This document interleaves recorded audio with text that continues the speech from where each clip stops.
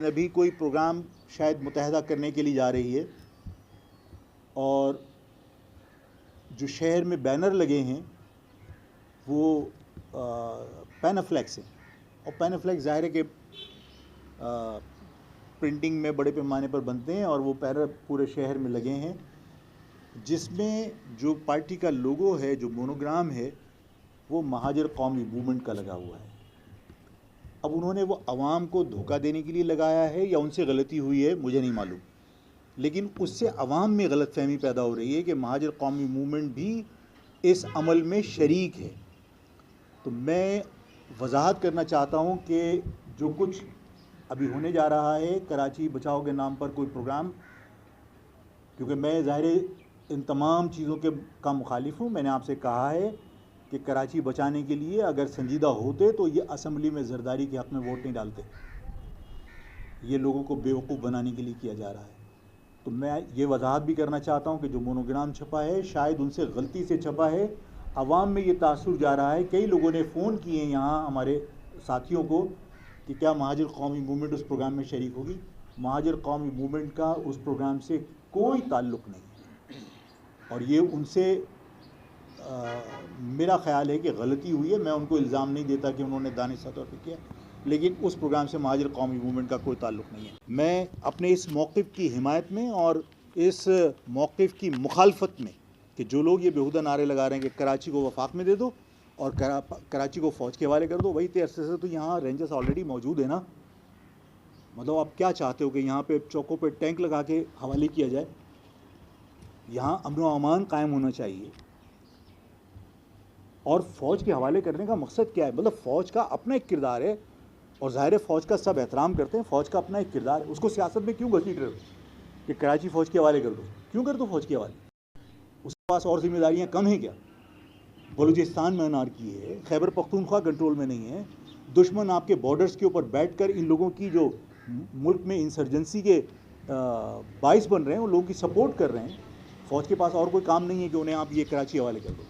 یہ سب بیہودہ نعرے ہیں۔ اگر یہ سب نعرے لگتے رہے تو مہاجر قومی موومنٹ رمضان کے بعد عوامی رابطہ مہم شروع کرے گی انشاءاللہ تعالیٰ۔ یہ ہم نے آپس میں مرکزی کمیٹی نے طے کیا ہے، اور تمام یونٹوں کو یہ ہدایت کر دی گئی تمام زون میں کہ رمضان بھر کے اندر وہ رابطہ مہم جاری رکھیں گے اور لوگوں کو آگاہ کریں گے کہ اس کا نقصان ہے، فائدہ نہیں ہے۔ اور یہ نعرے وہ لوگ لگا رہے ہیں جو مجبور ہیں، جنہیں پریس کانفرنس کے لیے بھی اسکرپٹ لکھ کے دیا جاتا ہے اور وہ پڑھتے ہیں۔ اب مجھے بتائیے نا کہ فوج کے حوالے کر دو، وفاق کے حوالے کر دو، اس نعرے کی شدت میں کمی کیوں آئی؟ بند کیوں ہو گیا؟ لگاتے یہی نعرے مستقل بنیادوں پر۔ اگر یہ پاکستان کی استحکام کے لیے ضروری تھا، اس کراچی کے لیے ضروری تھا، تو یہ نعرہ کیوں ختم ہو گیا؟ مطلب 2 منٹ میں آپ کی کانفرنس کے جو متن ہے وہ چینج ہو جاتا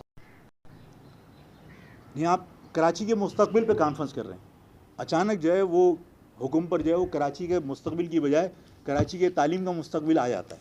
تو آپ کی تو کوئی چیز مستقل نہیں ہے، آپ کی اپنی نہیں ہے۔ تو اگر یہ سلسلہ جاری رہا تو ظاہر ہے کہ میں یہ فیصلہ کر چکا، اپنی عوام کے ساتھ ہم رابطہ مہم شروع کریں گے رمضان میں، اور رمضان کے فارمیٹ، رمضان میں زون افطار پارٹیاں اور سحر پارٹیاں ارینج کر رہا ہے، جس میں یہ سارے معاملات کو ہم ڈسکس کریں گے، اور رمضان کے بعد ہم رابطہ مہم شروع کریں گے، اور انشاءاللہ تعالی ہم اس کراچی کا تاریخ کا بڑا ترین جلسہ اس کے فوراً بعد ہم ارینج کر رہے ہیں، جس میں عوام یہ بتائے گی کہ وہ کس کے موقف کی حمایت کرتی ہے۔ اور میں نے ابھی ایک بات کہی تھی کہ الیکشن کے نتائج کی بنیاد پر کسی کی مقبولیت یا کسی موقف کی حمایت، اس کی کوئی دلیل الیکشن کے نتائج نہیں ہے، اس لیے کہ الیکشن کے نتائج دنیا کو پتہ ہے کمروں میں بنتے ہیں، عوام کے ووٹوں سے نہیں بنتے۔ یہ پرسپشن مستقل عوام کے ذہنوں میں قائم ہے، اور اس چیز کو تبدیل ہونا چاہیے اس پاکستان کے مستقبل کے لیے۔ آپ اس وفاق کے ماتحت دینے کی بات کر رہے ہیں جس کے اختیار میں تھا کہ محصورین مشرقی پاکستان کو پاسپورٹ جاری کرے، صرف گورنمنٹ تو جاری نہیں کرے گی، آج بھی ریڈ کراس کے کیمپوں میں وہ پڑے ہوئے ہیں۔ اور جب بنگلہ دیش انقلاب آیا وہاں پر حسینہ واجد کے بعد، اور وہاں سے وزارت خارجہ کا ڈیلیگیشن آپ کی وزارت خارجہ سے ملنے کے لیے آیا، تو میں آپ کو یاد دلا دوں کہ 3 مطالبات انہوں نے کیے تھے۔ ایک مطالبہ یہ تھا کہ جو بنگالیوں کے ساتھ ظلم ہوا اسے معافی مانگے پاکستان۔ دوسرا مطالبہ یہ تھا کہ جس وقت پاکستان ٹوٹا، بنگلہ دیش بنا اور مغربی پاکستان بنا، تو اس وقت جو پاکستان کا سرمایہ تھا، جو آپ کے اسٹیٹ بینک کے اندر جو لیکوڈیٹی تھی، وہ تقسیم کی جائے، جو ہمارا حصہ تھا وہ ہمیں دیا جائے، کیونکہ اسٹیٹ بینک یہاں تھا، گولڈ یہاں تھا، لیکوڈیٹی یہاں تھی۔ اور تیسرا بڑا مطالبہ یہ تھا کہ جو پاکستانی ریڈ کراس کے کیمپوں کے اندر ہیں، انہیں اپنے وطن واپس لے کر آؤ۔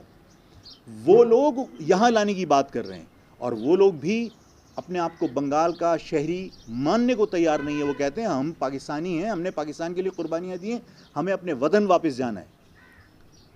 اور ایسی صورت میں اگر وفاق یہ کہے، وفاق سے مراد ظاہر ہے کہ وفاقی ادارے بھی وفاقی ہیں۔ ضیاء الحق نے کہا تھا، جنرل ضیاء الحق نے، کہ یہ بھکاری ہیں اور یہ پاکستان پہ ہم بوجھ نہیں بنا سکتے ان کو لا کر۔ اس پر میں نے احتجاج کیا تھا، اس زمانے میں بھی میں جیل گیا تھا صرف اسی بات پر۔ اور اس کے بعد وفاق نے آج بھی یہ کہا کہ وہاں کے لوگ وہاں کی شہریت اختیار کر لیں۔ اگر انہیں وہاں کی شہریت اختیار کرنی تھی تو البدر الشمس بنا کر آپ نے پاکستان کی افواج کے ساتھ انہیں بنگالیوں سے کیوں لڑوایا تھا؟ اور اگر آپ نے لڑوایا تھا تو وفاق کی ذمہ داری بنتی ہے کہ انہیں پاکستان واپس لے کر آئیں۔ اور اگر وفاق ان کو پاسپورٹ جاری کرنے کے لیے تیار نہیں ہے تو اس وفاق کو پاکستان کے اندر آپ اس کراچی کو اس سے حوالے کرنے کی بات کر رہے ہیں۔ میں نے جس طرح کہا کہ جن کا نظام وہ خود نہیں چلا سکتے، میں اس بیہودہ مطالبے کو 100% مسرد کرتا ہوں، اور مہاجر قوم ایسے کسی بھی نعرے کے ساتھ چلنے کے لیے تیار نہیں۔ دیکھیے، ذوالفقار علی بھٹو نے اربن ایریاز کی لکیر کھینچی تھی کہ یہ اربن ایریاز ہیں، اور جب کوئی نئی لکیریں کھنچتی ہیں تو بیٹھ کر آپ یہ فیصلہ نہیں کر سکتے کہ یہ یہاں سے یہاں تک، اس لیے کہ پھر ظاہر ہے کہ یہ فیصلے وقت پر حالات کے حساب سے ہوتے ہیں۔ قائد اعظم محمد علی جناح بہت بڑا لیڈر تھا، لیکن پاکستان کی خد و خال اور لکیریں پہلے سے طے نہیں تھی۔ تحریک کتنی طاقتور تھی اور کہاں تک وہ حاصل کر سکتی تھی، یہ فیصلے عین وقت پر ہوتے ہیں۔ ان سارے معاملات کو بنیاد بنا کر اس شہر میں آوازیں لگائی گئیں کہ یہ شہر پیپلز پارٹی نے تباہ کر دیا، یہ شہر پیپلز پارٹی نے لوٹ لیا، اور اس شہر کو، کراچی کو جو وفاق کے حوالے کر دیا جائے۔ آدھی بات سے میں اتفاق کرتا ہوں کہ کراچی کو پیپلز پارٹی نے اپنے متعصبانہ اقدامات سے، اپنی کرپشن سے تباہ کر دیا، برباد کر دیا، اتفاق کرتا ہوں۔ پیپلز پارٹی ایک متعصب لسانی جماعت ہے جس نے سندھی گردی کا وہ بازار گرم کیا ہے جس کی کبھی مثال نہیں مل سکتی۔ اس شہر پر قبضے کے لیے انہوں نے اداروں پر قبضے کرنا شروع کر دی۔ بالکل ایگری کرتا ہوں، لیکن اس بات سے میں قطعی ایگری نہیں کرتا کہ کراچی کو وفاق کے حوالے کر دیا جائے۔ میں اپنی عوام سے بھی پوچھنا چاہتا ہوں، آپ کے توسط سے عوام اس بات کو یاد کرے کہ جو بیہودہ نعرے اس وقت لگ رہے ہیں کراچی کو وفاق کے حوالے کر دیا جائے، یہ وفاق وہی وفاق ہے نا جس نے سندھی گورنمنٹ کے یا سندھیوں کے دباؤ میں ان کے ساتھ مل کر کراچی کو آدھا گنا۔ اس کراچی کی 4 کروڑ کی لگ بھگ آبادی کو آپ نے 2 کروڑ 3 لاکھ گنا۔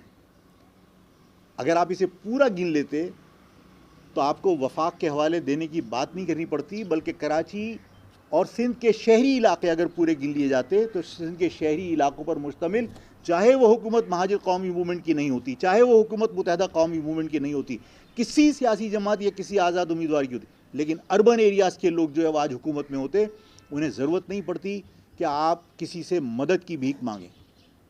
لیکن جس وفاق نے آپ کو گنا ہی پورا نہیں، آپ کی پیٹھ میں چھرا گھونپ دیا، وفاق کا کام تھا نا مردم شماری، آپ اس وفاق کے حوالے کرنے کی بات کرتے ہیں۔ آپ اس وفاق کے حوالے کرنے کی بات کرتے ہیں جو اپنا انتظام خود نہیں چلا سکتی۔ وفاق کا انتظام 19 غیر ملکی شہری چلاتے ہیں، اور یہ بات پارلیمنٹ کے اندر تسلیم کی گئی۔ کوئی برطانوی شہری ہے، کوئی کینیڈین شہری ہے، 19 لوگ غیر ملکی وہ وفاق کا نظام چلاتے ہیں۔ جو نظام وفاق خود نہیں چلا سکتا، اس وفاق کے ماتحت ہمیں دینے کی بات کی جا رہی ہے۔ اس وفاق کے ماتحت دینے کی بات کی جا رہی ہے جو ہمیں تو یہ کہتا ہے کہ سندھیوں نے مہاجروں کے ساتھ ظلم کیا ہے۔ بالکل کیا ہے ظلم۔ ہمارے آنسو پہنچنے کے لیے یا ہمارے زخموں پر نمک رکھنے کے لیے کیا فیڈرل گورنمنٹ نے، وفاق نے اپنے اداروں میں جہاں وہ بھرتی کر سکتے تھے، پی آئی اے تھا، ایف آئی اے ہے، نیب ہے اور ادارے ہیں، آپ کا کسٹم ہے، پورٹ ہے، کیا مہاجروں کو آپ نے ان کے ان زخموں پر مرہم رکھنے کے لیے، ان کے ساتھ ہونے والی زیادتی پر ان کے آنسو پہنچنے کے لیے آپ نے اپنے اداروں میں ملازمت دی؟ یہ وفاق آپ سے ٹیکس لیتا ہے، لیکن کیا وفاق نے آپ کا K4 منصوبہ پورا کرنے کے لیے پیسے آپ کو دے دیے؟ پنجاب میں ڈسٹرکٹ کی سڑکیں بھی وفاق کے بجٹ سے بنتی ہیں، صوبائی گورنمنٹ کا بجٹ تو وہ استعمال کر ہی رہے ہیں، وفاق انہیں بہت سارے پروجیکٹس بنا کے دیتا ہے۔ کیا اس شہر میں وفاق نے کوئی خصوصی گرانٹ آپ کے لیے دی، چاہے وہ عمران خان کا دور ہو، چاہے وہ شہباز شریف کا دور ہو؟ دیکھو یار،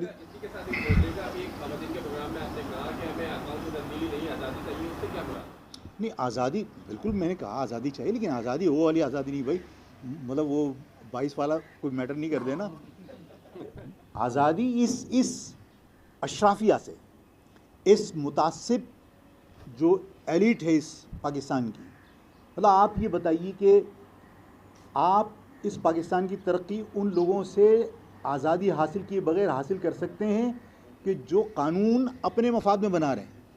رانا صاحب، سوال یہ تھا کہ ہم نے آزادی کی بات، میں نے آزادی ان لوگوں سے آزادی کی بات کی ہے کہ جو اپنی ذاتی مفاد میں آئین سازی کر رہے ہیں، جس کی وجہ سے ملک کے اندر تفریق پیدا ہو رہی ہے کہ آفاق کسی بھی چارج میں اٹھا کے آپ بند کر دیتے ہیں۔ میں آج بھی دہشت گردی عدالت میں بات کا سامنا کر رہا ہوں، لیکن آپ ایک طرف لکھ دیتے فلاں آدمی کو تاحیات استثنا، اس پہ کوئی نہ مقدمہ بن سکتا ہے نہ اس کو کوئی عدالت بلا سکتا ہے۔